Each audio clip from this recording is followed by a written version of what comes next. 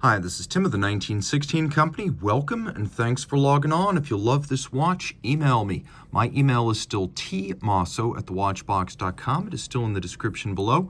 It is your purchase and pricing email question line for buying this or any watch you see on any of our platforms. Please reach out to me directly. I am tmosso@thewatchbox.com for pricing.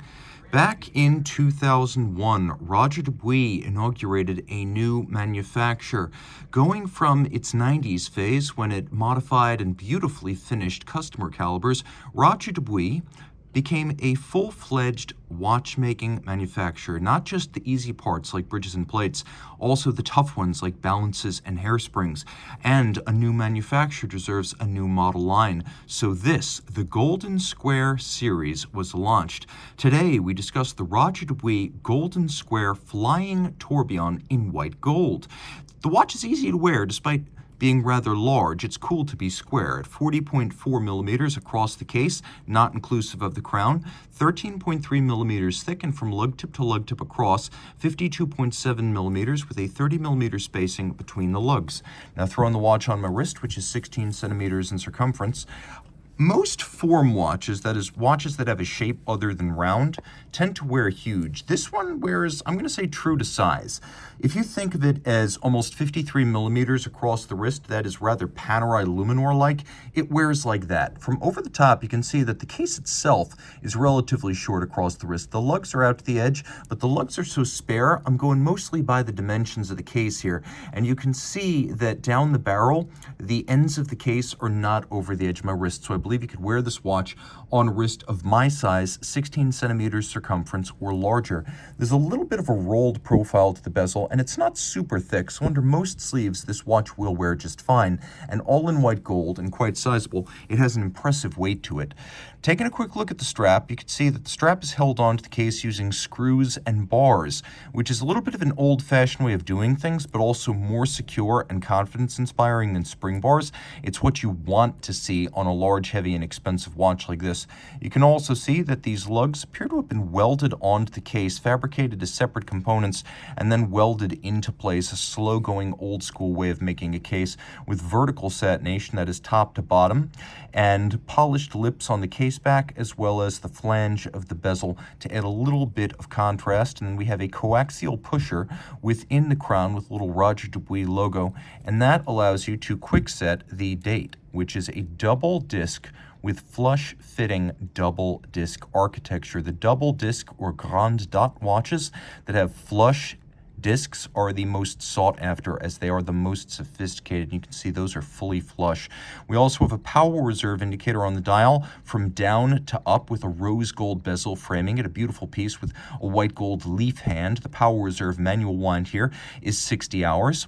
And then we have a flying tourbillon, and it is a Celtic cross tourbillon. Some people ask me, why does the Vacheron cross have 4 blades and yet the Dubuis one has 3? Well, the reason for that is that Vacheron uses a Maltese cross. Roger Dubuis' symbol is the Celtic cross, so they are different symbols from different cultures and different in style.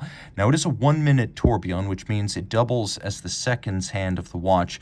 We have this lovely fired blue steel index that is used for indicating the seconds. We have a little bit of a quartered profile over the center with a railroad track for reading the minutes.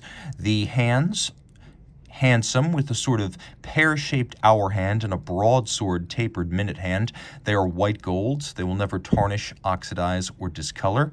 The tourbillon beats away at 3 hertz or 21,600 vibrations per hour, and the movement, caliber RD03, would later on, in technically identical but nomenclaturally disparate form, be known as the RD540. So the RD03, which you see here on later models, would become known as the RD540. Well, here in its RD003 form, you could see first that this watch is a limited edition of 280 pieces, and second, that the movement is properly sized and shaped for a roughly square watch of generous dimensions. Now, taking a quick look, you can see that the case back is curved, which helps the fit of the watch. When it's on the wrist, it actually curves around the wrist rather than sitting flat like a plank. You can also see that the sapphire itself is curved and not round. That makes it very difficult to make these water resistant, so a lot of money was invested here to make this solution workable. It has 30-meter dress watch water resistance, which is standard in the dress watch genre.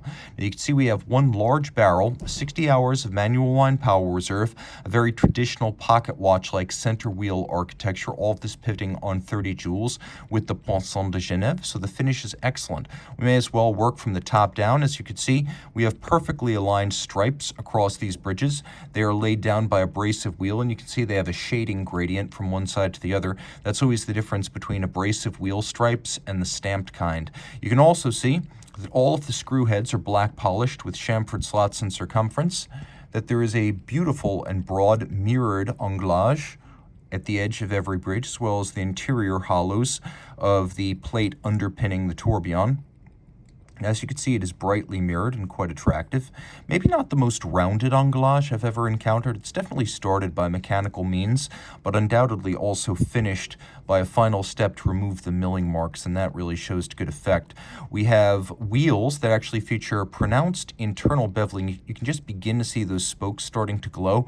It's a mirrored inner bevel on all of the spokes, as well as the inner circumference of the wheel, a gorgeous feature that you don't even see on other Geneva hallmark movements.